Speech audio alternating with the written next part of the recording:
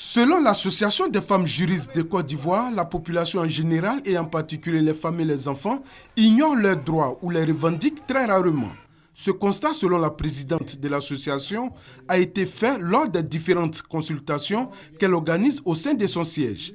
Ce projet d'appui et d'accès à la justice pour les enfants et les femmes victimes d'abus en Côte d'Ivoire vise à lutter contre l'ignorance juridique de la population en encourageant les justiciables à fréquenter les services juridiques. Ces projets concernent toute la population dans toute sa composante, aussi bien l'homme, la femme et les enfants. Si vous avez votre locataire qui ne paye pas le loyer, le propriétaire, c'est un homme, ça peut être un homme comme une femme. Il a besoin de savoir quelles sont les voies qui lui sont offertes pour pouvoir vider le locataire, par exemple, qui ne paye pas son loyer. Les problèmes qui entravent l'accès à la justice des populations tels que l'accessibilité économique, géographique, la complexité du langage juridique, la confidentialité pourront être résolus à travers ce projet.